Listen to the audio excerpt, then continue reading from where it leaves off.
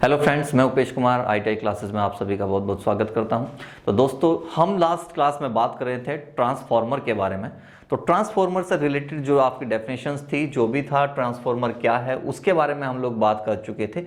और इसी के साथ साथ जो हमने बात की थी, वो बात की थी आपकी ट्रांसफॉर्मेशन रेशो के विषय में। तो ट्रांसफॉर्मेशन रेशो क्या होता है उसके बारे में हमने आपको बता दिया था। उसी से संबंधित कुछ सवाल जो थे हमें हल करने थे, जो कि आपके एग्जाम पेपर के दृष्टिकोण से अति महत्वपूर्ण है। तो उन्हीं पर आज प्रकाश डालेंगे। लेकिन उससे पहले आपको बता दूं, यदि आप हमारे चैनल पर नए हैं तो चैनल को सब्सक्राइब कर लीजिए, साथ ही बेल आइकन का बटन जरूर दबा लीजिए, ताकि आपको हमारे चैनल की जो नई अपडेट्स हैं वो आपको निरंतर मिलती रहें। वीडियोस को लाइक कीजिए एंड शेयर कीजिए। Thank you. तो इसी के साथ अब शुरू करते हैं हम ट्रांसफॉर्मेशन रेशो। इससे संबंधित एक आपका क्वेश्चन यहाँ पे हमने लिख दिया है, जो आपके एग्जाम पेपर में पहले आ चुका है। इसका एक फॉर्मूला था। फॉर्मूला को हमने कहा था कि ट्रांसफॉर्मेशन जो रेशो होगा उसको हम K से डिनोट करते हैं। और एक फॉर्मूला जो हमने बनाया था वो फॉर्मूला था आपका ES/EP is equal to NS/NP is equal to IP/IS। ये एक फॉर्मूला हमारा बन गया था और इसी फॉर्मूले पर बेस्ड हैं आपके मैक्सिमम जो क्वेश्चन आपसे पूछे गए हैं, वो इसी पर बेस्ड हैं। ये क्वेश्चन भी कुछ इसी तरह का था, इसी फॉर्मूले पर बेस्ड था। तो चलिए कोशिश करते हैं इसको कैसे हल करेंगे वो देख लेते हैं। सवाल था आपका एक 44 किलोवाट एम्पियर। ये क्या हो गया आपका 44 किलोवाट एम्पियर का मतलब क्या होता है आपका, ये आपका हो गया क्या, आपकी पावर हो गई इसका मतलब। क्योंकि पावर का फॉर्मूला क्या था आपको पता है, पावर का जो फॉर्मूला था वो था आपका क्या, P is equal to VI। तो V का मतलब क्या हुआ, वोल्ट, तो ये वोल्ट, और I का मतलब क्या हुआ, धारा, यानी कि एम्पियर। तो यानी कि इसका मतलब ये हुआ कि ये आपको क्या दे दिया है, पावर दे दिया है। तो पावर आपको दे दिया है कितना, 44 kVA। साथ ही अभी और देखते हैं, ये आपको क्या दिया है, 11,000/220 वोल्ट। क्या मतलब हुआ इसका, इसका मतलब ये हुआ कि जो आपको EP दिया है वो दिया है आपको 11,000, क्योंकि जो अंदर आ रहा है वो इनपुट और ये जो बाहर निकल रहा है ये आउटपुट। इसका मतलब ये क्या आपको पास आ गया है, ये आ गया आपके पास में EP कितना दिया है आपको 11,000, और साथ ही आपको ES भी दे दिया है। सेकेंडरी का जो आपका E है उसकी वैल्यू भी आपको दी है 220 वोल्ट। आगे पढ़िए।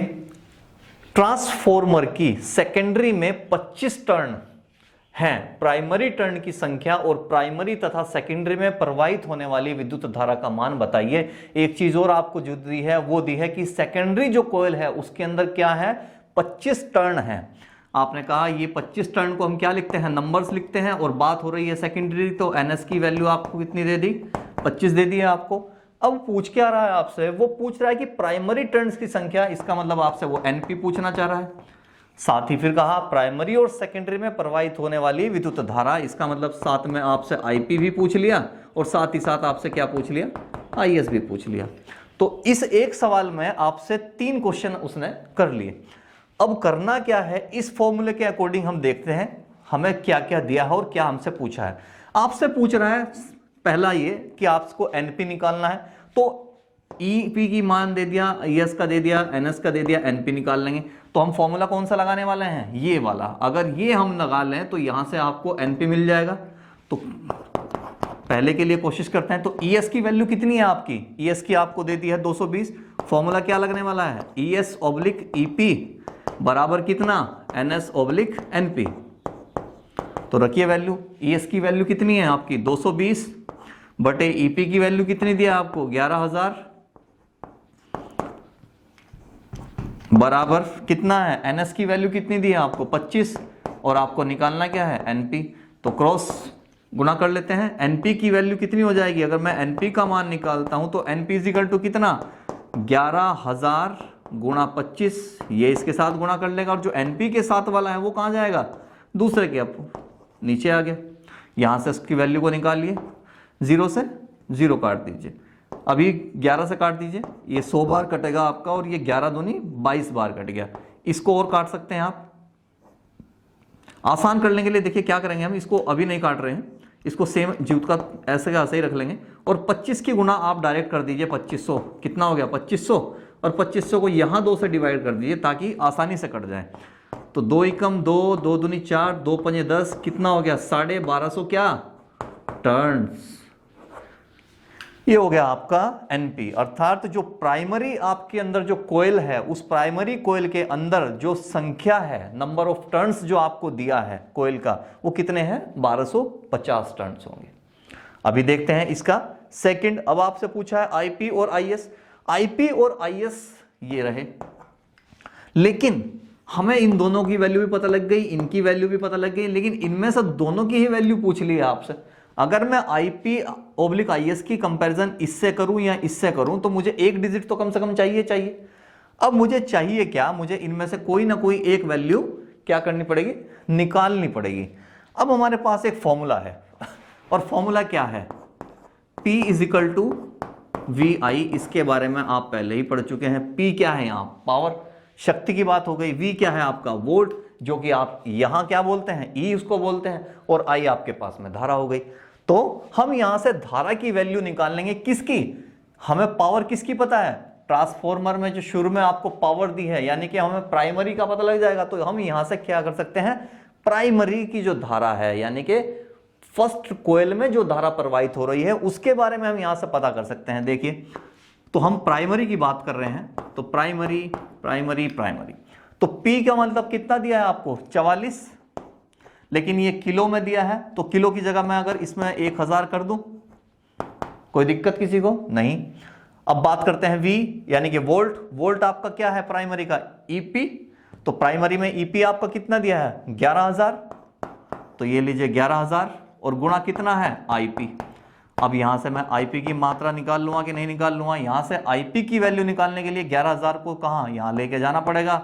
तो 44 को इस तरह लिख सकते हैं, और 11000 को इसके नीचे लिख दीजिए, इसको इससे डिवाइड कर दीजिए, 11 चौक 44, यानी कि क्या आ गया 4 एम्पियर। इसका मतलब ये हुआ कि प्राइमरी कोयल के अंदर जो धारा का प्रवाह है वो कितना होगा आपका 4 एम्पियर का होगा जी। अब चूंकि आपको ये पता लग गया है, आईपी का मान पता लग गया है, अब आईएस को निकालना तो कोई मुश्किल नहीं है। अभी आईएस को आप यहां से चाहे तो इन दोनों का कंपैरिजन करके निकाल दीजिए, और चाहे तो इसको इसके साथ कंपैरिजन करके निकाल दीजिए, जैसा चाहे आप इसको वैसा निकाल लीजिए। हम यही नजदीक वाले से निकालते हैं। तो एनएस की वैल्यू कितनी दी थी आपको, सेकेंडरी में नंबर्स कितने दिए थे आपको 25, तो हमने इस फॉर्मूले के हिसाब से निकाल लिया। किसके हिसाब से हम लगा रहे हैं, NS/NP = कितना IP/IS। तो निकालिए, NS की वैल्यू कितनी दी थी आपकी 25, NP अभी आपने निकाला है 1250, बराबर IP की वैल्यू आपने निकाल ली कितनी 4, और बटे IS की वैल्यू आपसे पूछ रहा है सेकेंडरी में कितना है धारा। यहां आप क्या कर लेंगे, क्रॉस मल्टीप्लाई कर देंगे। तो इसको क्या है, इसको हम यहां लेके जा रहे हैं, जगह थोड़ा कम है, तो हम क्या करेंगे, इसको इसके साथ जब गुणा कर लेंगे तो कितना हो गया 25 IS, 25 IS बराबर किसके हो गया 4 गुणा 1250। IS की वैल्यू निकाल लीजिए, IS बराबर कितने के, ये 25 कहां जाएगा, यहां नीचे आ गया। अब इसको डिवाइड कर दीजिए, 25 पंजे 125, यानी कि 50 बार कट गया यहां से आपसे, 50 की गुणा कर दीजिए, 4 के अंदर कितना हो गया 5 चौक 20, यानी कि कितना आ गया 200 एम्पियर। तो तीनों वैल्यू आपने निकाल ली, किससे, सिर्फ किससे, ट्रांसफॉर्मेशन रेशो के फॉर्मूले से आप ये वैल्यू निकाल सकते हैं। इससे संबंधित बहुत से क्वेश्चन आपके एग्जाम पेपर में आए हैं, इसीलिए ये क्वेश्चन आपको मैंने कराया है। साथ साथ ही हम इसके अलावा एक क्वेश्चन और देख लेते हैं, थोड़ा सा और इसके बारे में आपको मालूम हो जाएगा। तो अब ये एक और सेकंड क्वेश्चन जो कि आपके एग्जाम पेपर में ऑलरेडी आया हुआ है, अब वो देख लेते हैं। तो इस फॉर्मूले में इसी फॉर्मूले पर बेस्ड था ये सवाल भी। तो यहां था, किसी ट्रांसफॉर्मर में टर्न/वोल्ट N/E का मान 8 दिया गया है। यहां मतलब वैल्यू जो आपको दी है वो अलग अलग ना दे करके N/E की वैल्यू आपको दे दी, का मान 8 है। यदि प्राइमरी वोल्टेज 110 वोल्ट तथा सेकेंडरी वोल्टेज 25 वोल्ट हो तो प्राइमरी और सेकेंडरी में टर्न्स का संख्या आपको बतानी थी। इसका मतलब यह हुआ कि जब ट्रांसफॉर्मर के अंदर जो इनपुट था उसका जो N था आपका NP/EP बराबर कितना है जी, आपको ये ऑलरेडी उसने दे दिया है। ये आपको मिल गया। साथ ही देख लीजिए और क्या क्या दिया है। यदि प्राइमरी वोल्टेज प्राइमरी वोल्टेज का मतलब कितना हुआ जी, आपका ईपी दे दिया। प्राइमरी वोल्टेज आपका कितना दे दिया, 110 दे दिया है। और साथ ही सेकेंडरी वोल्टेज आपको 25 दे दिया है। इसका मतलब आपको ईएस भी दे दिया है साथ साथ ही। कितना दिया है, 25।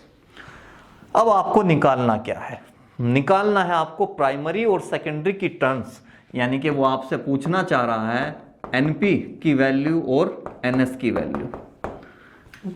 फॉर्मूला यही जो आपके पास है, उसी फॉर्मूले से हम लोग जो है इन दोनों की वैल्यू में निकालनी है। मैं आपको फॉर्मूले को रख के दिखा देता हूं, वैल्यू जो आएंगी वो आप मुझे कमेंट्स बॉक्स में बता दीजिएगा। तो हम यहां बात कर रहे हैं एनपी ओब्लिक ईपी, और यहां इस फॉर्मूले में अगर मैं आ जाऊं तो इस फॉर्मूले में अगर मुझे एनपी निकालना है, क्योंकि एनपी पूछा है, एनपी आपको निकालना है, तो अगर मेरे पास ईपी है तो मैं इसके बटे 1 करके क्रॉस गुणा करके एनपी की वैल्यू निकाल लूंगा। तो जैसे कि मैं यहां कर रहा हूं, अगर मैं एनपी की वैल्यू निकालना चाहता हूं तो एनपी की वैल्यू बटे ईपी बराबर 8 बटे 1 करके इस तरह से गुणा कर लेंगे। ईपी की वैल्यू आपको पता है 110 दी है, तो अगर मैं एनपी को 1 से गुणा करूं तो कितना हो गया, एनपी बराबर कितना, ईपी गुणा 8, और ईपी की वैल्यू कितनी दी है आपको, 110 गुणा 8, तो कितना आ गया आपका 880। तो इतने टर्म्स आ गया, यानी कि यहां वैल्यू आपकी निकल गई, एनपी आपने निकाल लिया। अब बात हो रही है आपकी एनएस की, ये तो आसान था। अभी बात कर रहे हैं एनएस की। अब एनएस की वैल्यू कैसे निकलेगी, एनएस की वैल्यू निकालने के लिए जो फॉर्मूला आपने यहां लगाया, सेम उसी फॉर्मूले को क्या करना है, आपको इक्वल टू कर देना है सेकेंडरी के लिए। एनपी ओब्लिक ईपी आपने निकाल दिया। जब ये बात हो गई है प्राइमरी के लिए, तो क्या सेकेंडरी के लिए भी तो यही होगा, ये हो गया जी आपका फॉर्मूला। अब यहां पर वैल्यू रख दीजिए और बॉस को निकाल लीजिए। तो आपको एनपी ओब्लिक ईपी ये आपको पता है, एनपी का वैल्यू भी आपको मिल गया है, ठीक है, ईपी का वैल्यू मिल गया है, ईएस का आपको दिया है, और एनएस की वैल्यू यहां से निकाल लीजिएगा। जो भी आपका आंसर होगा उसे मुझे कमेंट बॉक्स में लिख के बताइएगा। तो चलिए अब बात कर लेते हैं आपके ट्रांसफॉर्मर लॉसेस के बारे में, अर्थात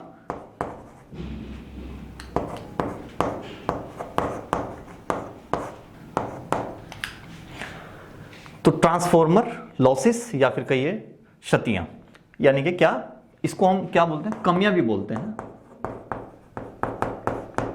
देखिए ये है क्या चीज, हम लोगों ने लास्ट वीडियो में एक बात की थी कि जो ट्रांसफॉर्मर होता है, ट्रांसफॉर्मर का काम क्या है, ट्रांसफॉर्मर का काम है कि ऊर्जा को एक स्थान से दूसरे स्थान तक, जैसे विद्युत ऊर्जा, तो विद्युत ऊष्मा को एक सर्किट से दूसरे सर्किट तक लेके जाने का कार्य करता है ट्रांसफॉर्मर। जब ये भी हमने बता दिया, हमने एक और बात कही थी, हमने ये कहा था कि जो एफिशिएंसी होती है ट्रांसफॉर्मर की, वो होती है कितनी आपकी, 92% से लेकर के 98% तक। इसकी वजह क्या है, हमने ऐसा क्यों कहा, देखिए ट्रांसफॉर्मर ऊर्जा को लेके तो गया, लेकिन जितनी लेकर गया उतनी ही बढ़िया तरीके से, यानी कि उतनी ही एफिशिएंसी के साथ में उसने क्या किया, उसको कन्वर्ट नहीं किया। इसका मतलब यह हुआ कि थोड़ा बहुत ये कहीं ना कहीं जो 8% का जो डिफरेंस आ रहा है, ये कहीं ना कहीं क्या हुआ है, कहीं ना कहीं खर्च हुआ है, और खर्च हुआ है तो किसी ना किसी रूप में खर्च हुआ होगा। तो ये जो खर्च हमारा हो गया है वो किस रूप में खर्च हुआ है और उसकी वजह क्या थी, यही पता करने के लिए हम क्या बोलते हैं कि ट्रांसफॉर्मर का लॉसेस क्या है, अर्थात उसके अंदर क्या क्षतियां हुई हैं, क्या उसके अंदर कमियां हैं, जिसकी वजह से उसकी एफिशिएंसी जो है पूरी तरह 100% नहीं है। तो इसका मतलब ये हो कि कहीं ना कहीं ये हमारी जो एनर्जी है वो कहीं ना कहीं उसने खर्च कर दी है। तो क्षतियां ज्ञात करने के लिए उसने कहा जी 2 प्रकार की क्षतियां जो है इसके अंदर ट्रांसफॉर्मर के अंदर होती हैं, 2 प्रकार के लॉसेस हैं। पहला आपका आ गया आयरन लॉसेस, और दूसरा आपका कौन सा आ गया जी, दूसरा हो गया आपका कॉपर लॉसेस।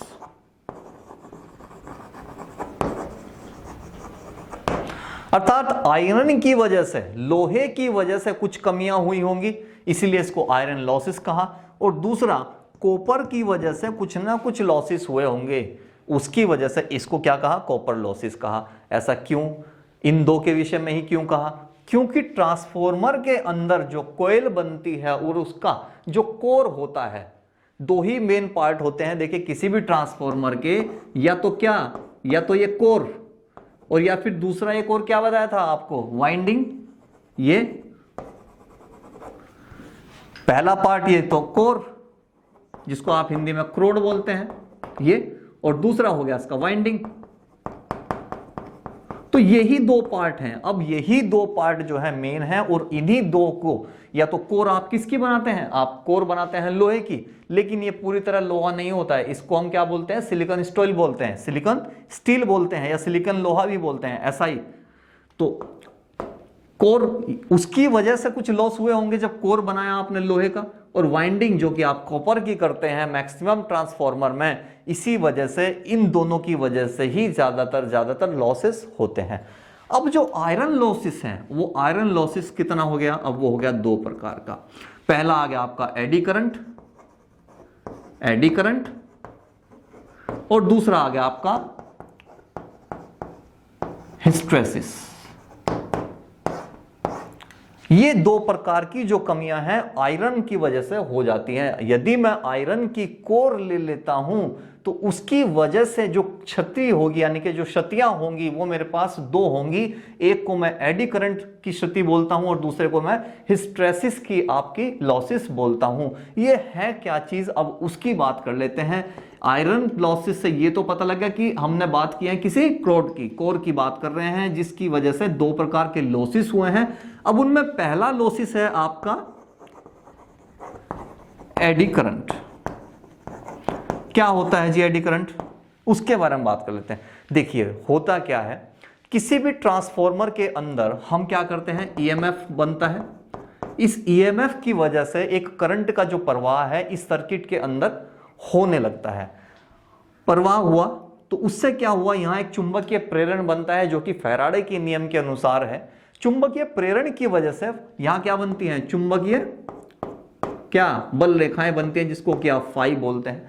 तो चुंबकीय फ्लक्स जो होता है वो इसके अंदर क्या करने लगता है, मूवमेंट करने लगता है। ये जो चुंबकीय फ्लक्स है ये सिर्फ इस सर्किट के अंदर ही मूवमेंट करता है, लेकिन इसके फ्लक्स की संख्या ज्यादा हो जाए तो क्या है, ये जो चुंबकीय बल रेखाएं होती हैं ये अनावश्यक तौर से क्या करने लगती हैं, ज्यादा मूवमेंट करने लगती हैं, इधर उधर मूवमेंट करने लगती हैं, जिसकी वजह से क्या होता है, ये जो कोर है लोहे की, ये कोर क्या हो जाती है, गर्म हो जाती है। कोर अर्थात एडी करंट में क्या हुआ, जो कोर है वो आपकी क्या हो गई है, फ्लक्स की वजह से, इस फ्लक्स की वजह से क्या हो जाएगी, ये गर्म हो जाती है। और गर्म होने का मतलब ये हुआ कि कहीं ना कहीं आपने जो वोल्टेज उसको दी थी, उस वोल्टेज की कुछ ना कुछ जो प्रतिशत मात्रा है वो कहां, इस कोर को गर्म करने के लिए यूज हो गई होंगी। इसी को हम क्या बोलते हैं, एडी करंट आयरन लॉसेस बोलते हैं। अर्थात किसी भी सर्किट का चुंबकीय फ्लक्स के गतिमान हो जाने की वजह से, अत्यधिक गतिमान हो जाने की वजह से और अनावश्यक रूप से गति करने के कारण कोर जो है धीरे धीरे गर्म होने लगती है, जिसको हम क्या बोलते हैं, एडी करंट बोलते हैं। चलिए अब बात करते हैं हिस्टेरेसिस की। हिस्टेरेसिस लॉस में होता क्या है, देखिए हम जिस सर्किट की बात करते हैं, जिस सर्किट का हम यूज करते हैं, जो कोर हम यूज कर रहे हैं, वो कोर किसकी बनी हुई है, आपकी सिलिकॉन आयरन की बनी है। अगर सिलिकॉन आयरन की ये बनी हुई है तो होता क्या है, जो लोहा है, लोहा अपने आप में कोई चुंबक तो है नहीं, जिसके अंदर ऑलरेडी पहले से ही क्या है, चुंबकीय गुण होते हैं, जिसके अंदर फ्लक्स वगैरह जो होता है वो ऑलरेडी पहले से होता है। तो होता क्या है, जब किसी लोहे के अंदर कोई गुण होता नहीं है तो उसको ट्रांसफॉर्मर में जब हम यूज करते हैं और उसको करंट देते हैं तो उसमें क्या होता है, चुंबक का गुण पैदा होता है। चुंबक का गुण पैदा होने की वजह से इसके अंदर क्या है, चुंबकीय बल रेखाएं पैदा होती हैं, अर्थात फ्लक्स बनता है। इसी प्रकार का ये रोटेशन जो है चलता रहता है फ्लक्स के मूवमेंट का। तो जब किसी लोहे के अंदर कोई चुंबक का गुण है ही नहीं और हमने उसको क्या किया है, चुंबक बनाया है, अर्थात उसको करंट दिया, तो उसके अंदर चुंबक का गुण आने के लिए कुछ ना कुछ एनर्जी खत्म हुई होगी, कुछ ना कुछ तो यूज होगा। तो वो जो एनर्जी यूज हुई है उसके अंदर चुंबक का गुण लाने के लिए और उसको विचुंबकीय होने के लिए भी कुछ ना कुछ एनर्जी लॉस हुई होगी। तो ये जो दोनों एनर्जी है हमारी, अर्थात उसके अंदर करंट प्रवाहित करके उसे चुंबक बनाया पहले तो, और फिर उसका जब करंट का फ्लो खत्म हो गया तो क्या होगा, वो विचुंबकीय हो गया। तो जब चुंबकीय और विचुंबकीय होना है किसी लोहे को, तो उसके अंदर कहीं ना कोई ऊर्जा का ह्रास जरूर होगा। यही ह्रास क्या कहलाता है, आपका हिस्टेरेसिस कहलाता है। अब बात कर ले हैं कॉपर लॉसेस की। कॉपर लॉसेस में होता क्या है, देखिए होता क्या है, जो इसके अंदर यानी कि किसी ना किसी कोर के अंदर जो कोयल वाइंडिंग होती है, वाइंडिंग ये और दो, यानी कि जो प्राइमरी और सेकेंडरी वाइंडिंग होती हैं, तो प्राइमरी वाइंडिंग जो होती है अपने अंदर करंट का क्या करती है, विरोध करती है। ये होता है ना कि पदार्थ का अपना एक गुण होता है। तो जो कॉपर की वाइंडिंग आपने लगाई है, तो कॉपर की जो वाइंडिंग है वो अपने अंदर करंट का प्रतिरोध करती है, जिसकी वजह से होगा क्या, ये जो कॉपर की वायर है धीरे धीरे क्या होने लगेगी, गर्म होने लगती है। तो जब किसी कोर से लिपटी हुई जो आपकी ये वाइंडिंग है, पहली वाइंडिंग जिसके अंदर आपने धारा का प्रवाह किया था, तो उसके अंदर क्या होगा, अब वो जो वाइंडिंग थी आपकी कॉपर की वो हो गई है गर्म। गर्म होने की वजह से क्या हुआ, यहां पर जो वोल्टेज आपने दी थी तो उसमें कहीं ना कहीं ऊर्जा का ह्रास होता है, अर्थात उसमें भी कोई ना कोई कमी आ जाती है। तो यही आपको क्या कहलाती है, कॉपर लॉसेस, अर्थात कॉपर की वजह से जो हानि हो रही है ऊर्जा की, वो आपकी क्या कहलाती है, कॉपर लॉसेस कहलाती है। अब देखिए जैसे जैसे आप उसमें वोल्टेज बढ़ाते जाएंगे वैसे वैसे ही ये जो आपकी वाइंडिंग है वो क्या होगा, और ज्यादा गर्म होती चली जाएगी, क्योंकि ये प्रतिरोध करती रहेगी, ज्यादा आ रहा है ज्यादा आ रहा है, तो ये क्या करेगी, उसको रोकने की कोशिश करेगी। तो जब जब ये इसका प्रतिरोध ज्यादा करने की कोशिश करेगा तो ये और ज्यादा गर्म हो जाएंगी। तो कभी कभी आपने देखा होगा जो छोटे छोटे आपके ट्रांजिस्टर्स होते हैं, टीवी होते हैं, उनके अंदर जो छोटे छोटे ट्रांसफॉर्मर लगे होते हैं वो क्या है, बहुत ज्यादा गर्म होने लगते हैं। उनके गर्म होने की वजह क्या है, उनके अंदर की जो वाइंडिंग है वो क्या हो रही है, गर्म हो रही है। तो यही आपका क्या कहलाता है, कॉपर लॉसेस कहलाता है। अच्छा, इन लॉसेस को ज्ञात करने के लिए हमारे पास में कुछ क्या होते हैं, तरीके होते हैं। तरीके तो हम बता देंगे बाद में, लेकिन पहले उसका नाम आपको बता देता हूं। तो तरीकों में पहला कौन सा है, एक तो है आपका ओपन सर्किट और दूसरा है आपका शॉर्ट सर्किट।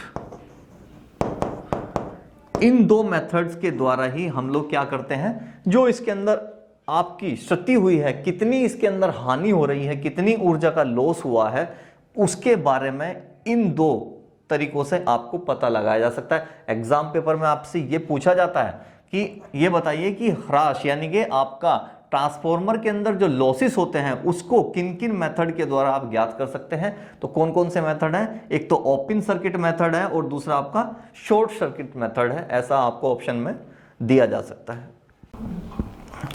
तो फ्रेंड्स अब हम बात करते हैं टाइप्स ऑफ ट्रांसफॉर्मर, यानी कि ट्रांसफॉर्मर के प्रकार कितने हैं।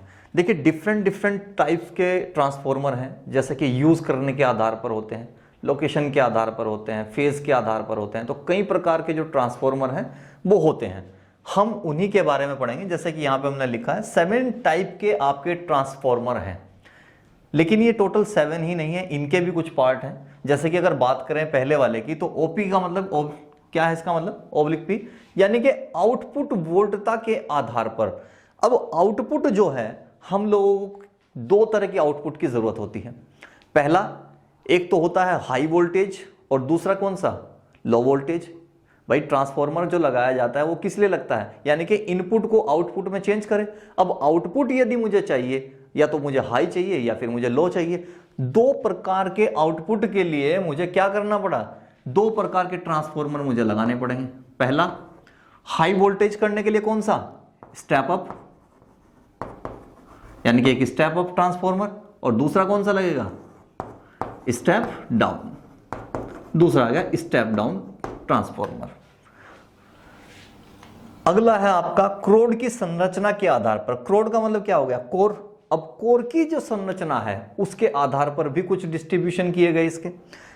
कैसे किया, सपोज कीजिए जैसे कि हमने एक कोर है, कुछ के अंदर कोर इस तरह की होगी, कुछ के अंदर जो कोर होगी वो कैसी होगी, इस तरह की होगी, और हो सकता है किसी के अंदर ये आई टाइप की कोर हो, उसको हम बाद में अच्छे से पढ़ेंगे, विस्तार से इसको बताएंगे हम। क्रोड की संरचना के आधार पर भी आपके कितने हो गए, अब आपके 3 प्रकार हो गए, जिनमें से पहला हो गया आपका कौन सा, कोर टाइप, ये जिस तरह का है आपका कोर टाइप। सेकंड आ गया आपका शेल टाइप, ये जिस तरह से आपको दिया है। नेक्स्ट हो गया आपका थर्ड, कौन सा हो गया, बेरी टाइप।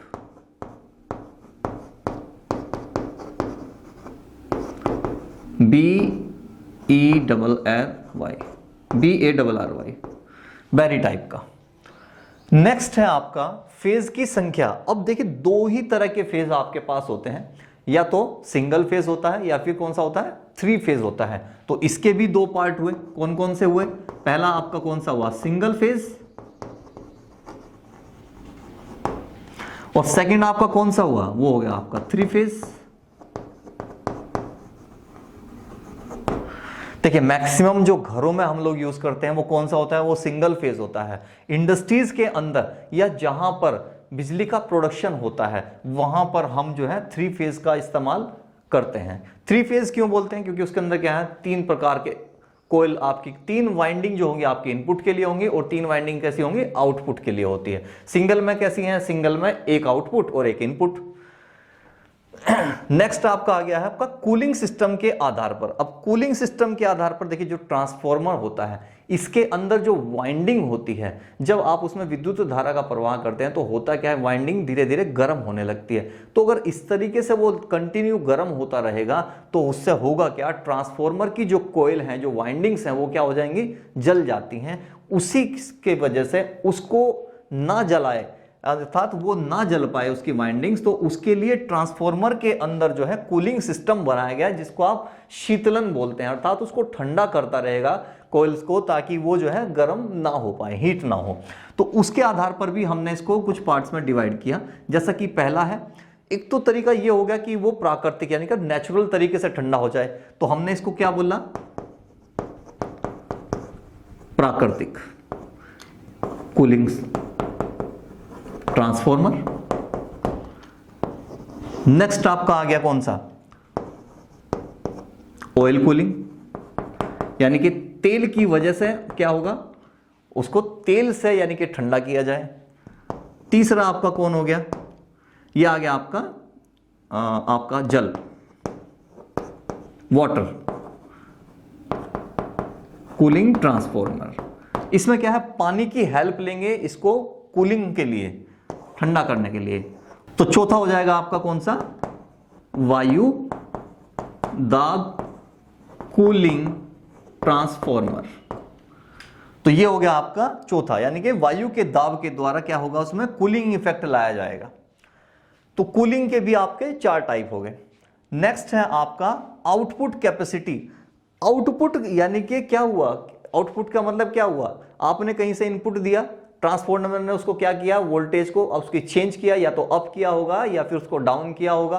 तो कैपेसिटी आपकी जितनी आपकी जरूरत है उसके आधार पर भी, यानी कि मुझे कितना आउटपुट चाहिए, सपोज कीजिए मुझे जो है चलाना है एक मिक्सी को, तो मुझे कितना चाहिए, ज्यादा से ज्यादा 250 वाट, तो इतनी कैपेसिटी से मेरा काम चल जाएगा। लेकिन अगर मैं उससे ज्यादा उसको दे दूंगा तो क्या होगा, वो फूक जाएगी। तो इसीलिए आउटपुट की जितनी क्षमता होगी उसके आधार पर भी मैंने जो है क्या किया है, इसको डिस्ट्रीब्यूट कर दिया, यानी कि आउटपुट के आधार पर भी। अब आउटपुट कितनी तरह के होंगे, अब आउटपुट आपका हो गया कौन कौन से, इसके भी 2 टाइप कर दिए। कौन कौन से 2 टाइप हो जाएंगे, पहला आपका आ गया है ऑटो, इसको हम बोलते हैं ऑटो आउटपुट कैपेसिटी ट्रांसफॉर्मर। और दूसरा हो गया आपका कौन सा, इंस्ट्रूमेंट